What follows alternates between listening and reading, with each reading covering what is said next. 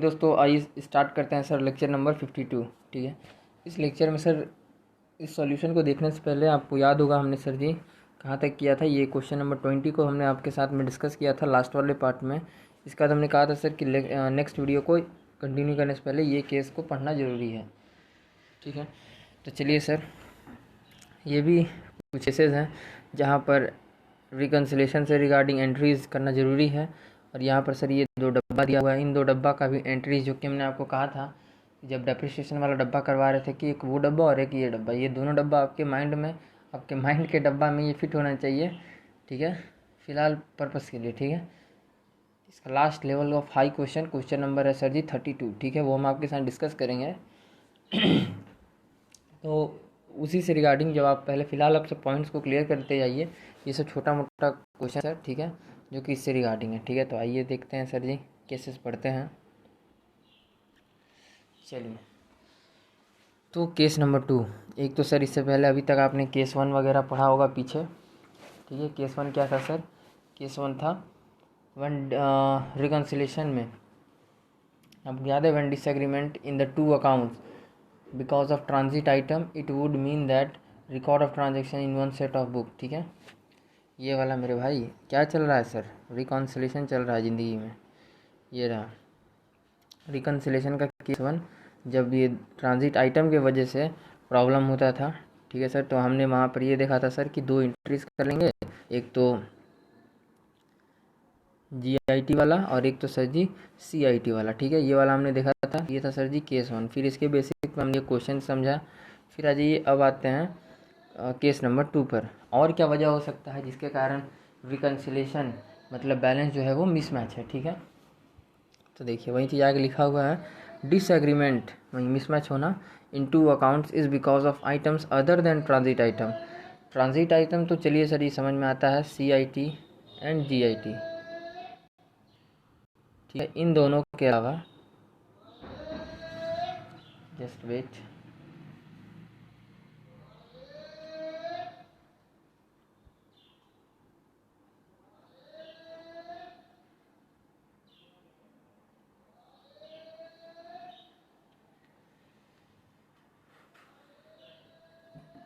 चलिए थोड़ा पीछे से वॉइस आ रहा था इसलिए नॉइस हो रहा था सर। वो मेन है कि यार मेन रोड पे फ्लैट है, इस वजह से पीछे से वॉइस आने लगता है। कोई बात नहीं, चलिए सर, तो देखते हैं आगे। Disagreement in 2 accounts is because of items other than transit item. ठीक है सर, 2 अकाउंट्स वहीं जो हेड ऑफिस और ब्रांच का जो बैलेंस मिसमैच हो जाता है उसका रीज़न, ठीक है, ट्रांजिट आइटम तो है ही, एक तो CIT और GIT, ये दोनों हमने देखा सर, दोनों ट्रांजिट आइटम था। इन दोनों के अलावा और ऐसा क्या क्या कारण है, तो following are the some examples, कुछ और ऐसे वजह है जिसके वजह से भी ये दोनों का बैलेंस जो है मिसमैच हो सकता है। ठीक है, तो देखिए क्या क्या वजह है सर ज़िंदगी के राह पर। Example number 1, entries for reconciliation needed in head office books. ठीक है, ऐसा कंडीशन या ऐसा जगह में जहाँ पर आप ये कह सकते हो जहाँ पर हेड ऑफिस को एडजस्टमेंट करना पड़ेगा। ठीक है, entries for reconciliation needed in head office books. ठीक है सर, ऐसा कंडीशन जहाँ पर हेड ऑफिस को एडजस्टमेंट एंट्री करना पड़ेगा। तो देखिए वो कंडीशन यहाँ पर गिवन है। ठीक है, हम डिस्कस करेंगे 1 बाय 1, टेंशन नहीं। फिर नीचे ये लिखा हुआ है एग्जाम्पल 2 में है कि ऐसा कंडीशंस जहां ब्रांच को एडजस्टमेंट एंट्री करना पड़ेगा। Entries for reconciliation entries needed in the branch books, जो कि ब्रांच को करना पड़ेगा। ठीक है सर, तो 1 बाय 1 देखते हैं क्या किसको करना पड़ेगा। तो सर जी ये वाला तो है हेड ऑफिस को करना पड़ेगा एंट्री, तो पढ़ते हैं 1 by 1। Head office creditors paid by branch. ठीक है, हेड ऑफिस का क्रेडिटर्स था। ठीक है, एंड हेड ऑफिस का क्रेडिटर्स ने किसको पेमेंट कर दिया सर? ब्रांच को। ठीक है, अब देखिए ब्रांच ने सर, देखिए ये वो कंडीशन है, देखिए पहला वाला तो ये मतलब entries for reconciliation needed in head office books, head office को करना पड़ेगा। तो इसका मतलब ये होता है सर कि यहाँ जो भी कंडीशंस है, ये कंडीशंस का ट्रांजैक्शन ये वाला ब्रांच ने ऑलरेडी एंट्री ये वाला कर लिया होगा। ठीक है sir, entry in branch books already done, ये सब एंट्री हो चुका होगा ब्रांच के बुक्स में, ठीक है। बट ये वाला देखिए लिखा हुआ है entry in head office books needed to reconciliation, तो ये वाला एंट्री का मेन मुद्दा चल रहा है, ये वाला पार्ट है, ठीक है। यहाँ पर भी आप देखेंगे तो सर ये वो केसेस आप पढ़ोगे जिसमें हेड ऑफिस ने ऑलरेडी एंट्री कर लिया होगा, बट क्योंकि लैक ऑफ इन्फॉर्मेशन ब्रांच अभी एंट्री करना बाकी रह गया, ठीक है। तो due to lack of information ये चीज़ें छूटा हुआ है, तो ये लोग वो करना पड़ेगा, ठीक है। तो देखिए हेड ऑफिस क्रेडिटर्स का पेमेंट पेड बाई ब्रांच, ठीक है। मान लीजिए हेड ऑफिस का जो क्रेडिटर्स था, ठीक है, क्रेडिटर्स, ठीक है, जो कि हेड ऑफिस से पैसा पाता था लोग, ठीक है। क्रेडिटर्स था, आपको पता ही है सर, हेड ऑफिस से मान लो पेमेंट पाता है, जैसे नहीं आपको याद होगा प्रीवियस क्वेश्चन में, शायद क्वेश्चन नंबर 6 में क्रेडिटर्स था, ब्रांच क्रेडिटर्स, यहाँ हेड ऑफिस का क्रेडिटर्स है 1200 का, ठीक है। तो मान लो एग्जांपल 1200 का क्रेडिटर है, जो कि ये पैसा वो हेड ऑफिस से पाता है, मतलब आज नहीं तो कभी ना कभी 6 महीना 2 महीना बाद हेड ऑफिस को देना है, तो उसको हम क्रेडिटर्स कहते हैं, ठीक है। ओके सर, तो हेड ऑफिस को पैसा देना था, बट वो पैसा पेड बाय ब्रांच, वो पैसा कौन दिया? ब्रांच दिया। तो ब्रांच तो कर दिया होगा एंट्री की head office account debit to cash, ठीक है। क्यों क्यों सर? ब्रांच का कैश जा रहा है तो क्रेडिट, और हेड ऑफिस का नाम पर जा रहा है, ठीक है। तो देने किसके नाम पर ये चीज़ बुक करेगा, वो एक्सपेंस किसको मानेगा? क्योंकि ये खर्चा है सर हेड ऑफिस का, तो हेड ऑफिस के नाम से ही लिख देगा सिंपली, ठीक है। ये तो हो गया। ये इसको सर जी पता नहीं होगा, ठीक है। तो देखिए क्या कहा है, एंट्री इन हेड ऑफिस को, entry in head office books needed to reconciliation, head office को ये एडजस्टमेंट एंट्रीज, हेड ऑफिस को ये एडजस्टमेंट एंट्रीज करना पड़ेगा, ठीक है। तो हेड ऑफिस कहेगा कि ठीक है मेरा क्रेडिटर पे किया तो इतने से मेरा क्रेडिटर्स कम हो गया, ठीक है, और दिया किसने? ब्रांच ने, तो ब्रांच लिख दिया, ठीक है। तो देखिए इतने से क्रेडिटर कम हुआ तो क्रेडिटर को डेबिट किया गया है, और पे किया ब्रांच ने तो ब्रांच को क्रेडिट किया है। सिंपल सा फंडा है यार, और कुछ नहीं। बाकी ये प्रैक्टिस से ही हो सकता है और कुछ नहीं, ठीक है। अगर आपको अभी समझ में नहीं आ रहा है तो हो सकता है सर कि आप जब प्रैक्टिस करोगे देन आपको ये याद हो जाए, ठीक है। जैसे अब तक आपने देखा कि बहुत सारा एंट्रीज वगैरह आपको याद हुआ, ठीक है, वैसा ही है सर, सिंपल। फिर 1 का भी, 1 मिनट यार बंदी करना पड़ेगा हमको।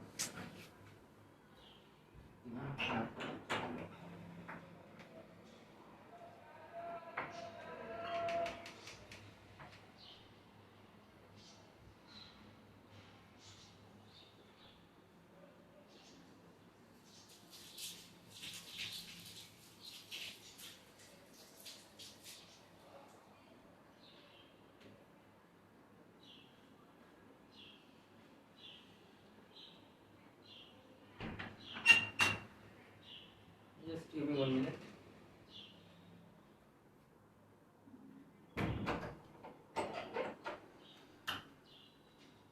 हाँ जी सर, आ गए।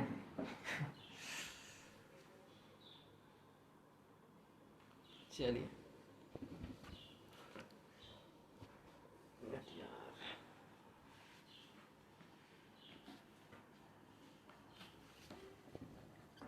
हाँ तो सर कहाँ पर थे?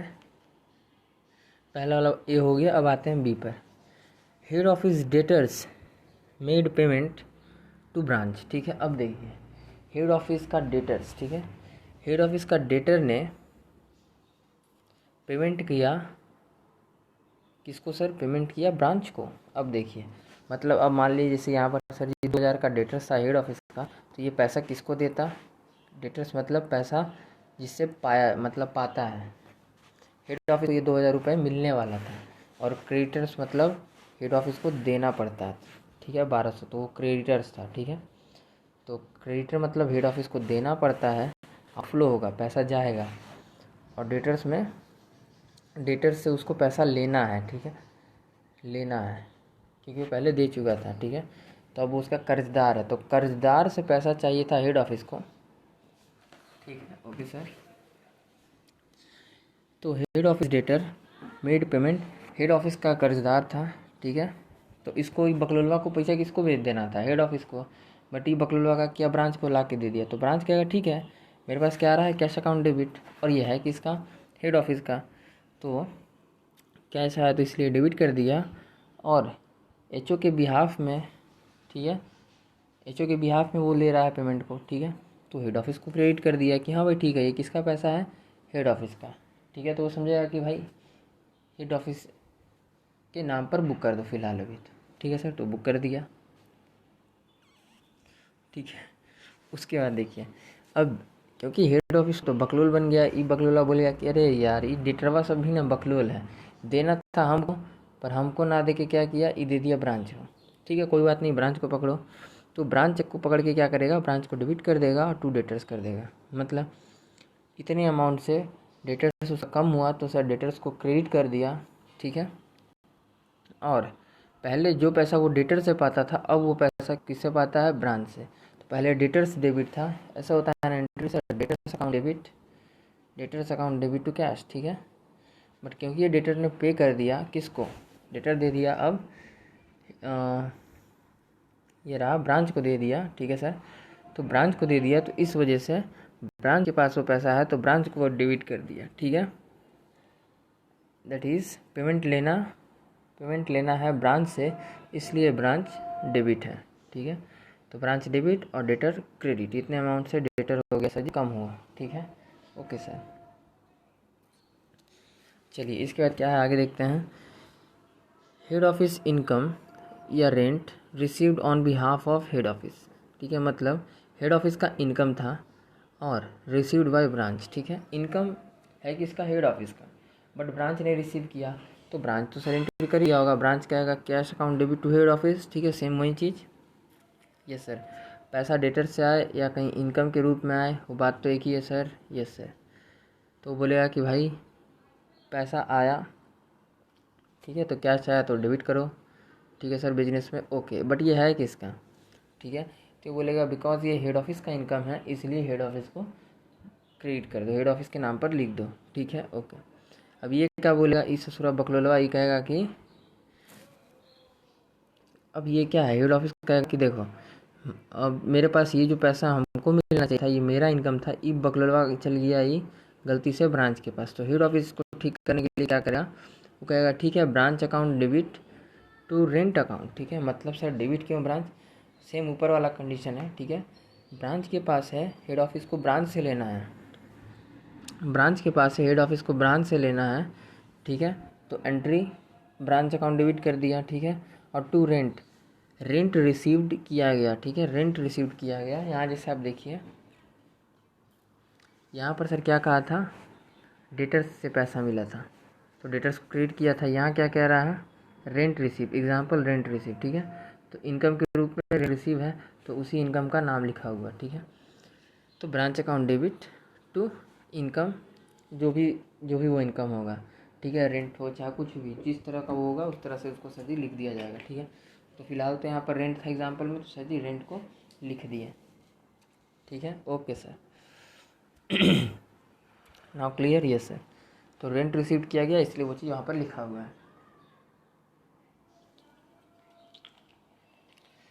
अब आइए सर अगला वाला पॉइंट देखते हैं, एग्जाम्पल नंबर 2, ठीक है।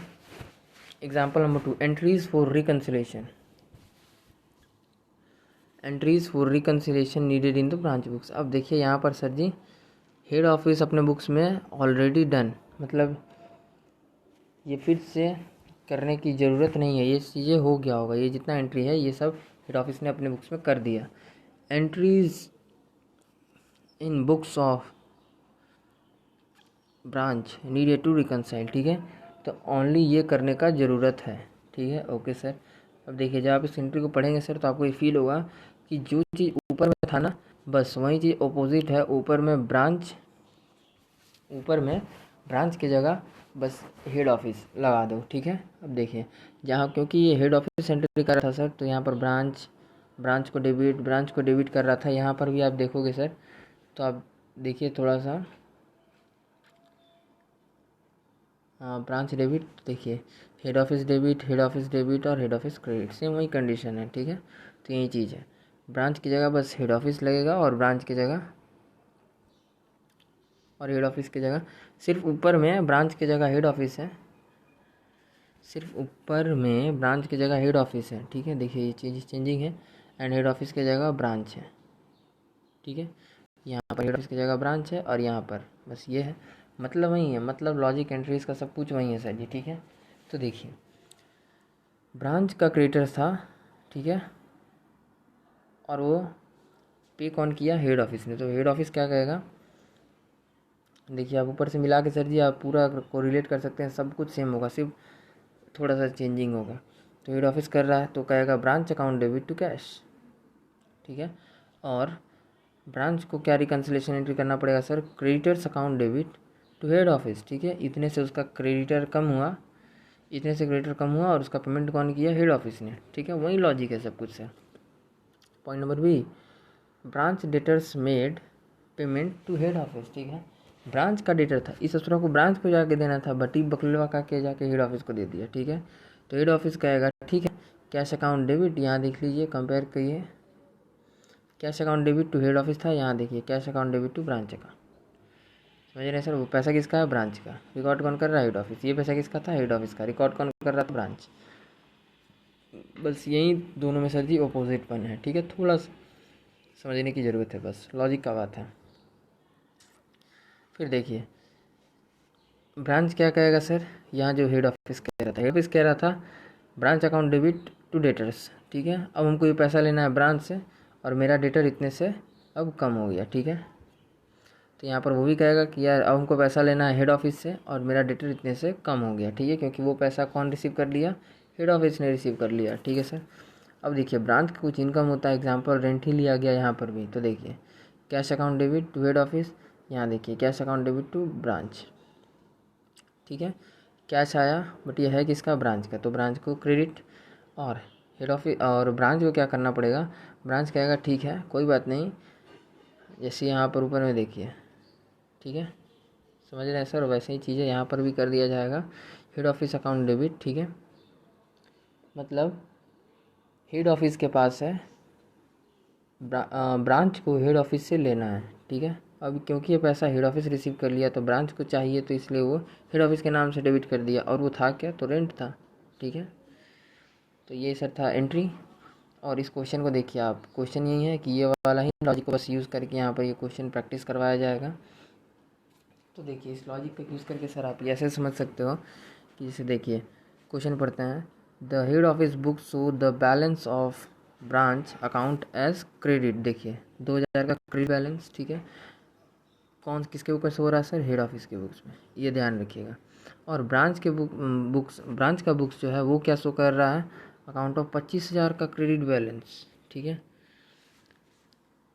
तो ये देखिए सर घेरा भी हुआ है यहाँ पर, थोड़ा घेरा हुआ है, मतलब बोले तो सर्कल राउंड ऑफ किया हुआ है कि यार कहाँ से कहाँ तक किसका लाइन है। तो हेड ऑफिस के बुक में बैलेंस दिख रहा है ब्रांच का 2000 क्रेडिट बैलेंस, और ब्रांच के बुक्स में हेड ऑफिस का बैलेंस दिख रहा है 25,000 क्रेडिट बैलेंस, ठीक है। तो ऑन स्क्रूनिटी, ठीक है, ऑन स्क्रूनिटी, ऑन स्क्रटनी, स्क्रूनिटी नहीं है सॉरी, तो on scrutiny it is found, ठीक है, इट इज़ फाउंड दैट कि क्या क्या पाया गया सर, मतलब जो डिफ्रेंशिएशन आया, ठीक है। तो डिफ्रेंशिएशन का वजह कुछ ये चीज़ें था जो कि सर जी पाया गया, ठीक है। तो देखिए 1 से लेकर के 6 तक वजह यहाँ पर गिवन है रीजंस, ठीक है। तो 1 बाय 1 सारे रीजंस को आपको सर जी सॉल्व करना होगा, ठीक है। तो देखिए number 1, the head office has sent goods worth 1,50,000 to branch during the year, but out of which goods worth 15,000 was not received by branch, ठीक है। तो देखिए कहने का मतलब ये है सर कि हेड ऑफिस ने उसको क्या किया, गुड सेंड किया, हेड ऑफिस गुड सेंड किया, तो हेड ऑफिस ये वाला एंट्री कर दिया होगा, that is branch account debit to good send 1,50,000, क्योंकि 1,50,000 का भेजा था, यस सर, ठीक है। अब देखिए बट इसमें से क्या हुआ कि 15,000 का ये जो गुड्स था वो ब्रांच को मिला ही नहीं। तो देखिए ब्रांच क्या करेगा, ब्रांच 2 एंट्री करेगा सर, ठीक है। एक तो वो ब्रांच रिसीव्ड किया उसके लिए कह देगा कि ठीक है भाई goods received account debit to head office 1,35,000, 1,35,000, but branch क्या है कि भाई साहब ठीक है हमको तो पता ही नहीं था कि यार 15,000 का हमको मिला नहीं है, अभी रास्ते में आ रहा है, ठीक है। तो वो कहेगा कि एडजस्टमेंट, तो यहाँ पर sir ji adjustment entry passed by branch, ठीक है। उसको क्या पास करना होगा, goods GIT account debit to head office, ठीक है। देखिए गुड्स रिसीव्ड की जगह बस GIT लिख दिया, ठीक है सर, ओके। ध्यान रहे ये एंट्री हो चुका है, ये भी एंट्री हो चुका है, ठीक है। इस वजह से डिफ्रेंसिएशन आ रहा है। तो आपको क्या करना है, सिर्फ एडजस्टमेंट एंट्री पास करना है, ठीक है, ओनली, ठीक है। तीनों मत करने लग जाना मेरे भाई, सिर्फ एडजस्टमेंट एंट्री पास होता है, ठीक है, ओके सर। तो एडजस्ट हो गया बैलेंस, यस सर, इसीलिए उसको कहते हैं एडजस्टमेंट एंट्री, ठीक है। Point number 2, the branch has remitted 75,000 cash to head office during the year, ठीक है, out of which cash of 5,000 not received by head office till year. अब देखिए पॉइंट नंबर 2 क्या है सर, ब्रांच कह रहा है कि भाई हमने तो कैश भेज दिया, तो ब्रांच एंट्री किया होगा sir head office account debit to cash 75,000 हमने भेज दिया सर, हमारा काम ख़त्म। बट हेड ऑफिस का कहना है कि इसमें से हमको सिर्फ 70,000 मिल गया, ठीक है। तो 70,000 मिल गया तो 70,000 के लिए हेड ऑफिस एंट्री कर देगा कि cash account debit to branch, cash आया और ब्रांच ने भेजा 70,000। बट यहाँ पर सर 5,000 का जो लफड़ा है, तो कॉल करेगा तो ब्रांच कहेगा कि अरे सर हम तो आपको बोले थे, तो कब बोले थे, तो बोले ठीक है, तो नहीं बोले थे तो अभी बोल देते हैं ठीक है, तो अभी बोल दिए ना कि 5,000 रास्ते में वो भी पहुँच जाएगा। तो बोले यार ठीक है चलो, अरे यार बता दिया करो, ठीक है, तो वो रिकॉर्ड कर लेगा, ठीक है सर। तो देखिए वो करेगा क्या, out of which cash of 5,000 not receive by इतना, ठीक है। तो head office 5 adjustment entry CIT account debit to branch, ठीक है, 5,000 का CIT नाम से लिख देगा, ठीक है सर। आइए हमारे साथ सॉल्यूशन में भी थोड़ा सा डिस्कस करके देखते हैं सर। देखिए इन द हेड ऑफिस का बुक्स क्या बन रहा है, ब्रांच अकाउंट का लेजर बन रहा है, और इधर देखेंगे तो sir ji in the branch books head office account का लेजर बन रहा है, ठीक है, खैर अलग चीज़ है। चलिए यहाँ देखिए, अब देखिए सर क्वेश्चन में क्या गिवन था, 2,000 का डेबिट बैलेंस, 25,000 का क्रेडिट बैलेंस, ये किस में है, हेड ऑफिस के बुक्स में ब्रांच का बैलेंस, ठीक है। तो चलिए हेड ऑफिस के बुक्स में ब्रांच का बैलेंस, हेड ऑफिस के बुक्स में ब्रांच का बैलेंस, क्रेडिट साइड में क्रेडिट बैलेंस, ठीक है। तो भाई बैलेंस BD गिवन है, क्रेडिट बैलेंस तो 2,000 इधर लिख दिए। इधर आ जाइए, ब्रांच के बुक्स में हेड ऑफिस का लेजर में बाई बैलेंस BD, ये भी देखेंगे सर। तो क्या चीज़ पे गिवन है, क्रेडिट बैलेंस, ठीक है। तो क्रेडिट बैलेंस गिवन है ब्रांच का बुक्स में भी, ठीक है, हेड ऑफिस अकाउंट का। तो 25,000 क्रेडिट साइड ही लिखेंगे, ध्यान रहे क्रेडिट बैलेंस गिवन है और लिखेंगे भी क्रेडिट साइड में ही। इस बात का ध्यान रखिएगा कि गलती से भी इस साइड मत लिख दीजिएगा, आंसर रॉन्ग हो जाएगा, ठीक है सर, तो ध्यान रखिएगा। ओके अगला बात sir, cash in transit CIT account debit to branch account, ठीक है, अभी रिसीव नहीं हुआ ये पैसा, बाकी सबके लिए तो काम हो गया, यस सर। तो हेड ऑफिस ये वाला एंट्री हेड ऑफिस को करना होगा, ठीक है सर। तो हेड ऑफिस एंट्री कर देगा CIT account debit to branch, तो ब्रांच का क्रेडिट साइड सर जी आपको दिख रहा है CIT 5,000 का, ओके सर। चलिए फिर इधर आ जाइए,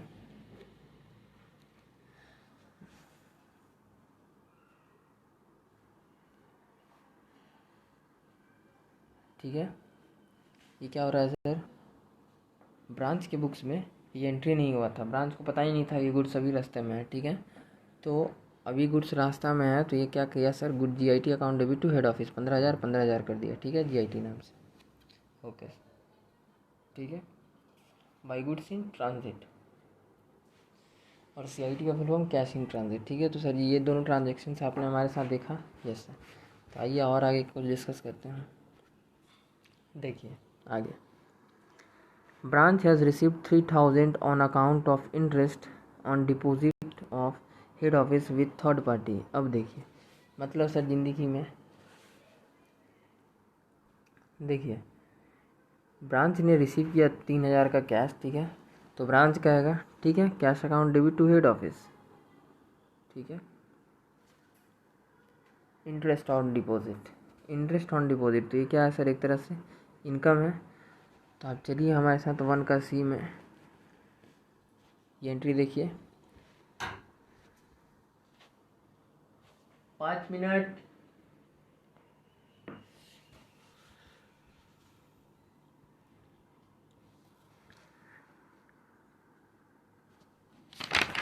ठीक है, तो आप इसको सर जी देखिए 1 मिनट कि एंट्री ऑलरेडी डन, क्या डन हो गया होगा सर, ब्रांच ने एंट्री कर दिया होगा। देखिए यहाँ पर ब्रांच ने एंट्री कर दिया होगा, cash account debit to head office. ठीक है, cash account debit to head office 3,000 3,000।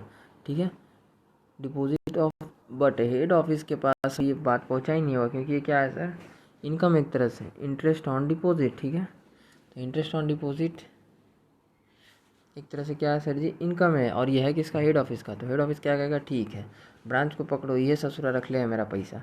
तो branch account debit to rent था, तो यहाँ देखिए हेड ऑफिस क्या कहेगा, ब्रांच को एडजस्टमेंट एंट्री पास करना, सॉरी हेड ऑफिस को एडजस्टमेंट एंट्री करना पड़ेगा, और वो कहेगा कि ब्रांच अकाउंट डेबिट, ठीक है, टू इंटरेस्ट ऑन डिपॉजिट्स। ठीक है सर, 3,000 3,000।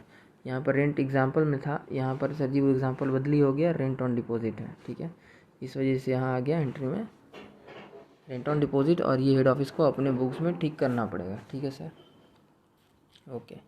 फिर आइए आगे डिस्कस करते हैं 2 का एंट्री नंबर बी का पॉइंट है ये, देखिए head office has received 40,000 as payment from the branch debtors. अब देखिए डेटर्स किसका था, ब्रांच का, और पेमेंट किसको कर दिया, वो जा करके हेड ऑफिस को। ठीक है, अब ये देखिए ये कहाँ कंडीशन है सर, तो आ जाइए यहाँ पर, ये सेकेंड कॉलम 2 का बी, ब्रांच का डेटर्स है और पेमेंट कर दिया हेड ऑफिस को। ठीक है, तो देखिए अब यहाँ पर हेड ऑफिस ने और एंट्री कर लिया होगा, cash account debit to branch, ये कर लिया होगा। ठीक है, तो अब हेड ऑफिस को क्या करना होगा सर, हेड ऑफिस को ये एंट्री करना होगा। ठीक है, आप सॉल्यूशन में भी सर, आप जो हमने अभी आपको दिखाया, आप सॉल्यूशन में भी सामने खोल के देख सकते हो, ये एंट्रीज वहाँ पर सर जी जा रहा होगा। ठीक है, तो हेड ऑफिस को एंट्री करना होगा, हेड ऑफिस ने तो एंट्री कर लिया, सॉरी हेड ऑफिस ने एंट्री कर लिया, तो ब्रांच को एंट्री करना होगा। तो ब्रांच कहेगा कि ठीक है head office account debit to debtors.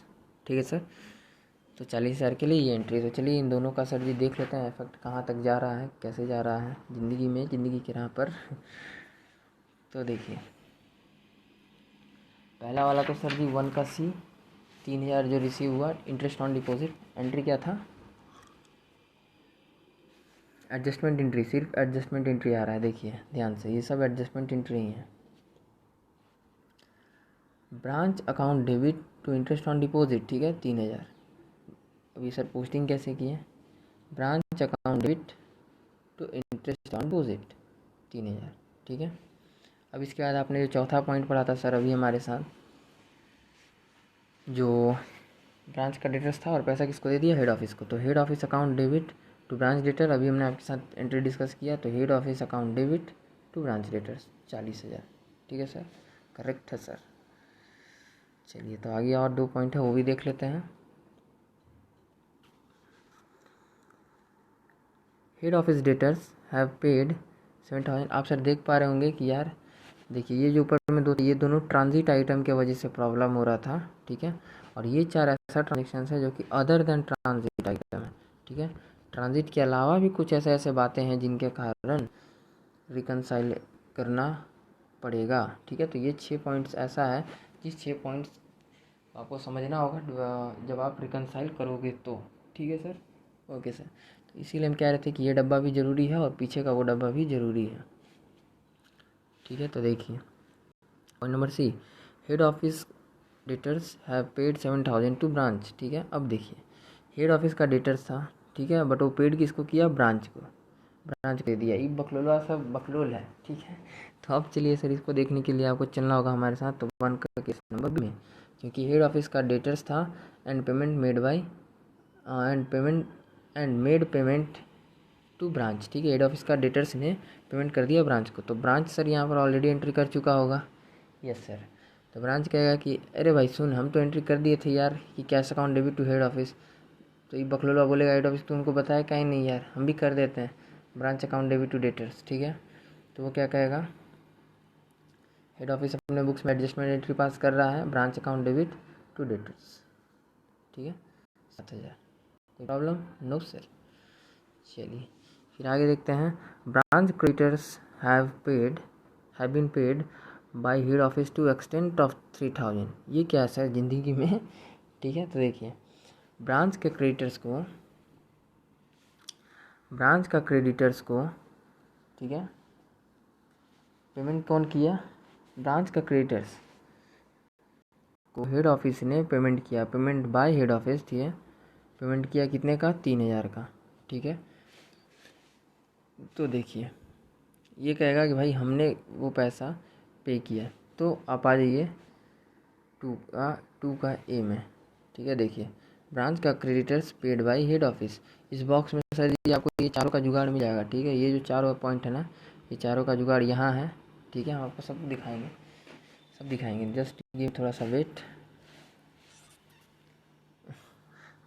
ठीक है, थोड़ा सा टाइम दीजिए, हम आपको सर ये सब कुछ बताएंगे। ठीक है, तो देखिए तो एंट्री क्या होगा?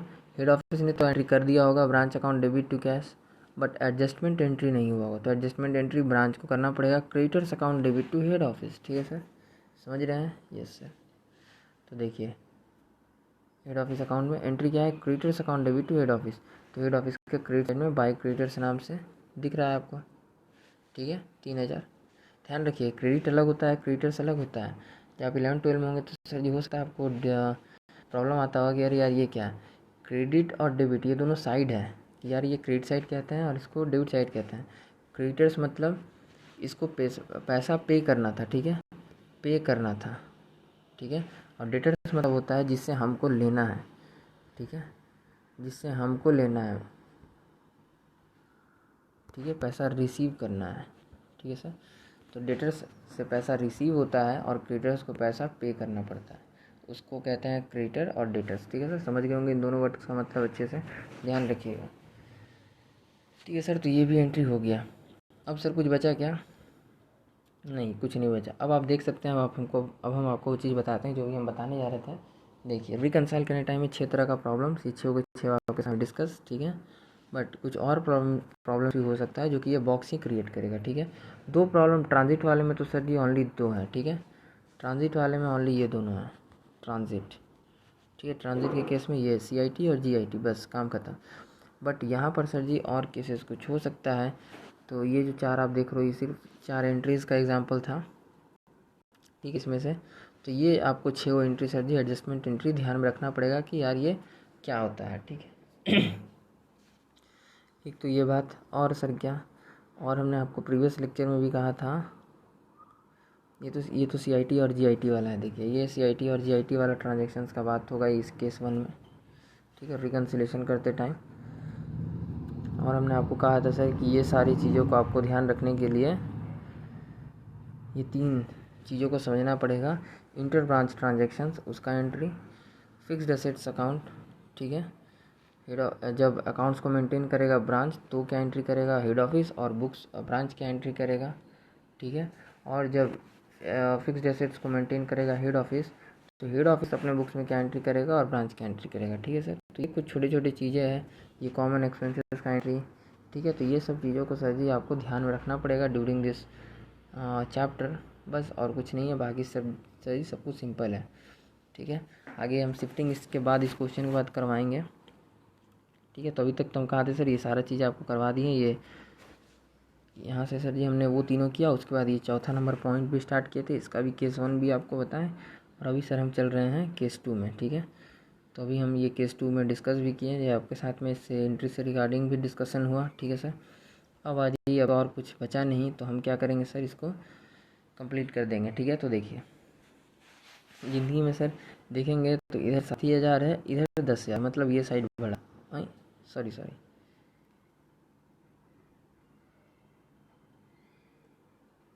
ओ लिखने में फॉल्ट हुआ है तो अच्छा, पहले इसको देखते हैं फिर उसको तो सर जी देख ही लेंगे। ठीक है,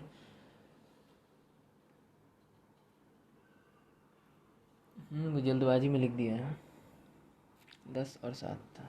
ठीक है, कोई बात नहीं। देखिए ये सर यहाँ पर वो गलती से उधर कहीं लिख दिए हैं जो उसका बैलेंस था। ठीक है, यहाँ पर आप ठीक करिए सर इसको, यहाँ पर 10,000 होगा और यहाँ पर भी 10,000 होगा। ठीक है, हम भी इसको सर जी काट देते हैं थोड़ा सा, just give me 1 minute defence. जल्दबाजी में थोड़ा सा प्रॉब्लम हो जाता है यार। ठीक है। तो चलिए अब देखिए सर, आप इधर देखेंगे तो 10,000 हो रहा है, इधर देखेंगे तो 7,000 हो रहा है। इसका मतलब यहाँ 10,000 होना चाहिए, तो नियम के अकॉर्डिंग यहाँ भी 10,000 होना चाहिए। यस सर, बट रूट तो अभी तो सर जी यहाँ पर बस 7 ही है, तो इसका मतलब सर ये जो 3,000 है, ये बैलेंसिंग फिगर आ रहा है, ये बैलेंसिंग फिगर यहाँ पर है। ठीक है, तो बैलेंस सी डी इस साइड आया, इस साइड आने का मतलब क्या है, ये है क्रेडिट बैलेंस। ठीक है sir, that is credit balance बचा है। ठीक है, कितना का, 3,000 का।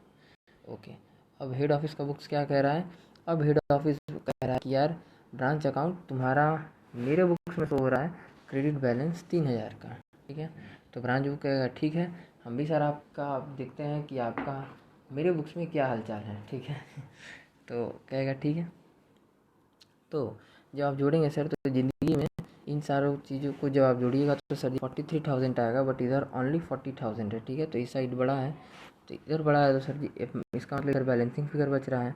तो बैलेंसिंग फिगर इधर बच रहा है, तो आप लिख तो देंगे कि to balance C D, but इधर बचने का मतलब क्या है, वो है डेबिट बैलेंस। ठीक है सर, तो देखिए इसीलिए ये चीज़ इधर बचा, इसी वजह से ये हो गया आपका डेबिट बैलेंस। ठीक है, तो दैट इज़ डेबिट बैलेंस बचा। तो ये ब्रांच कहेगा कि हाँ सर, मेरे बुक्स में आपका अकाउंट में सर जी दिख रहा है डेबिट बैलेंस। ठीक है, तो क्या यहाँ पर दोनों रूल फॉलो हो गया, अब आप देख सकते हैं सर। यस सर, हो गया। पहला, ब्रांच के लेजर में पहला बात, हेड ऑफिस के बुक्स में क्या दिख रहा है, क्रेडिट बैलेंस दिख रहा है ब्रांच का। ठीक है, तो ब्रांच के बुक्स में क्या दिखना चाहिए, डेबिट बैलेंस दिख रहा है सर। तो रूल नंबर 1 हो गया फॉलो। ठीक है, और रूल नंबर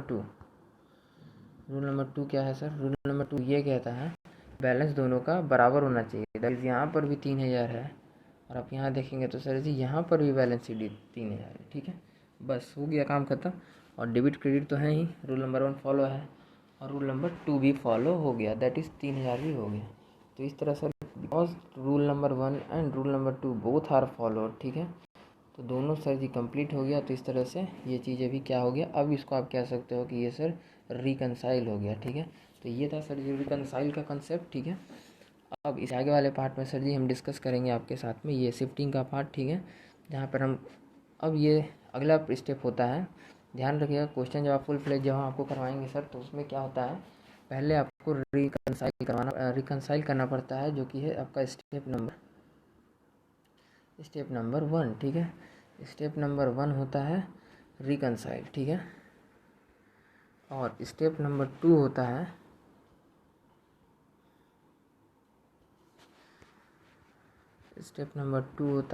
क्या चीज़ सर, स्टेप नंबर 2 होता है शिफ्टिंग। ठीक है, और उसके बाद बनता है स्टेप 3 में बैलेंस शीट। ये सब हम आपके साथ में आगे चर्चा करेंगे, डिस्कशन करेंगे सर। ठीक है, तो टेंशन नहीं। तो मिलते हैं अगले वीडियो में, तब तक के लिए सर जी जय हिंद जय भारत। ठीक है, यस सर।